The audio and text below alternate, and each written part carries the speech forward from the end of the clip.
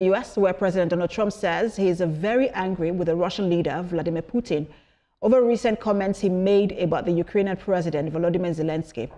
Mr. Trump was reacting to comments made by President Putin on Friday, calling for a transitional government in Ukraine. This comes as President Trump prepares to impose a new wave of tariffs on more nations that could include Russia. The U.S. president says if he finds out Russia is to blame for failing to reach a ceasefire with Ukraine, he will put secondary tariffs on all oil coming out from Russia. Making comments later, President Trump repeated his disappointment, saying he thinks the Russian leader is, quote, going to be good after all. No, I don't think so. I don't think he's going to go back on his word. You're talking about Putin. I don't think he's going to go back on his word. I've known him for a long time. We've always gotten along well, despite the Russia hoax. It's a hoax created by Clinton and Schiff and all of these lunatics. And that really was a dangerous point. That was a very dangerous thing they did to this country. It was a pure, unadulterated scam, hoax. Meanwhile, the war in Ukraine is continuing, with Russia carrying out strikes on Kharkiv and Ukraine aiming drones at Russia for a second night. This is as President Donald Trump inches towards an April 2nd deadline for sweeping tariffs against the nations, while threatening additional ones on foreign adversaries this weekend.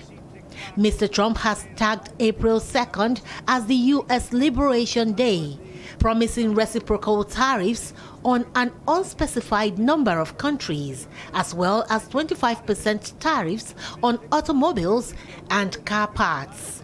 China, with whom the U.S. struggles the world's biggest economic space, could be the most tension-soaked as the U.S. prepares to impose more trade tariffs. The Chinese government had earlier warned the U.S. against what it called, in quote, scapegoating China.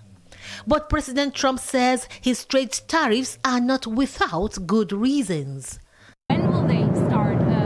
So we have a couple. We have the secondary tariffs on Iran, and we'll probably give it a couple of weeks, and if we don't see any progress, we're going to put them on. We're not putting them on right now, but if you remember, I did that 6 years ago, and it worked very well, to put it mildly. And if the election weren't rigged, you would have a situation where there would be no problem with Iran today, but it was. Biden didn't know what he was doing, obviously, and we have a very rough situation. The U.S. has already imposed sanctions on Iran and does minimal trade with the country. President Trump warned earlier of additional tariffs on Russia. And for more on the lingering war in Ukraine and the U.S. trade war across nations, global affairs analyst Collins Oweke joins me from Belgium. Good to have you join us. Thank you for having me, Precious. So the report we're getting is that President Trump has criticized President Putin for attacking Ukrainian President Volodymyr Zelensky. And I mean, this is a significant shift from President Trump's earlier tone, where he himself excoriated President Zelensky. What's your read of the situation?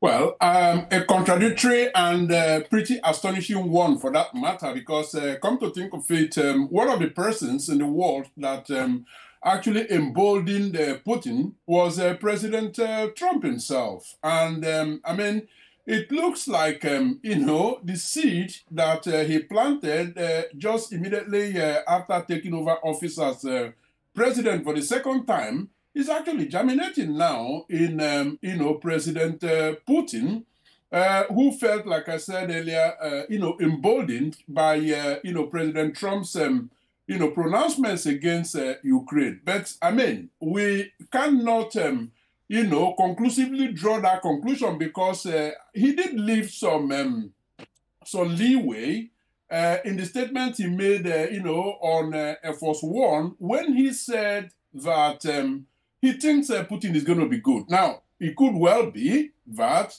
he has already sensed the fact that Putin, in fact, is actually, trying to push him under the bus. But being that eternal optimist, is not admitting that, and essentially, still trying to leave, the door at ajar that things might come on well. And it don't look like, Russia is taking that bait, because if you listen to the, the Kremlin spokesman, he actually played down the severity of the matter, saying that conversations are ongoing. So let us see where that conversation goes beyond the threat that Donald Trump has said is going to impose. The threat of sanctions, secondary sanction that he's going to impose on Russia. And that comment coming from the Kremlin spokesman that talks are ongoing, one can also say is quite vague and ambiguous, not really specific. And you also mentioned the secondary sanctions that Trump has threatened to impose on Russia if it does not follow through with a ceasefire. But sanctions have never really deterred Putin. So how serious is that? And do you think it would impact the negotiations? Well, it's a threat. And like you mentioned, Precious, Putin has never shown himself to be worried by sanctions. I mean, that's not to say that sanctions are not, having their tolls on Russia. They are certainly having their tolls on Russia. But a secondary sanction on oil is not directly targeting Russia, but targeting those who are exporting from Russia, who are importing oil from Russia. Now, what that means, Precious, I mean, in case, the viewers don't quite understand what is going on here, is that Russia will be affected slightly, but the global oil market is going to be affected because let's not forget that Russia controls about 10% of, global oil.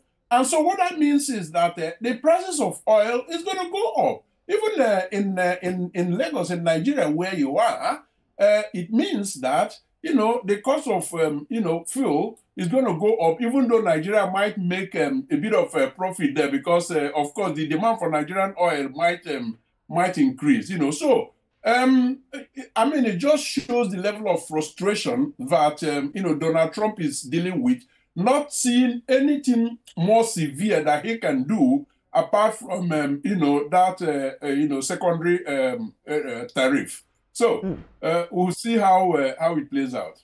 And I specifically like that you said frustrations, because it will seem as though he's lashing out because he feels like he's losing control of the situation. Is there an indication that these negotiations may not produce the swift conclusion that he promised during the campaign?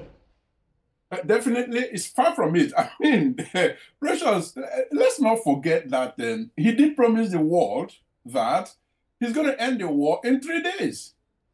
And, I mean, he's been in office now for how long? More than, 3 months or something of that nature.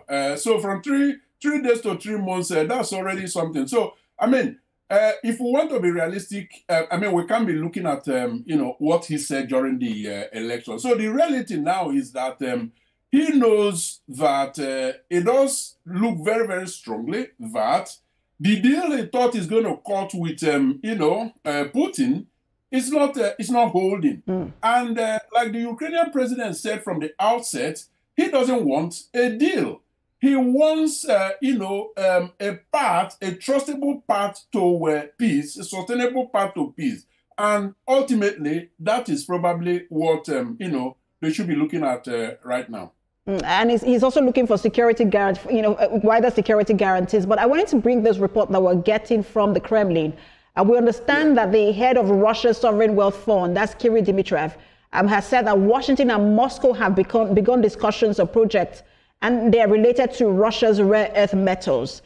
We seem to be hearing a lot of minerals deal, from Washington, whether it's with Ukraine. Now we're hearing Russia, and then there is also one in the works with DR Congo.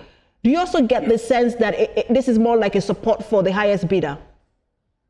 Well, I mean, this can certainly not surprise anyone who has followed Donald Trump's trajectory.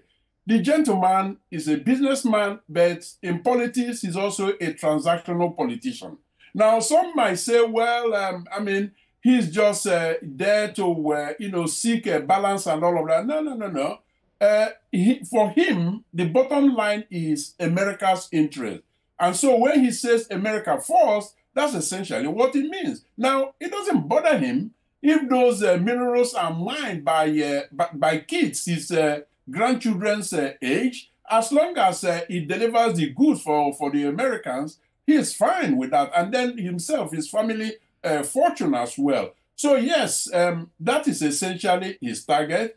If you are ready to play games with America, to play the balls with America in terms of surrendering your natural resources, Donald Trump is there for you. Tell him what you need, and he will find one way or the other to make it happen. He's not one of those that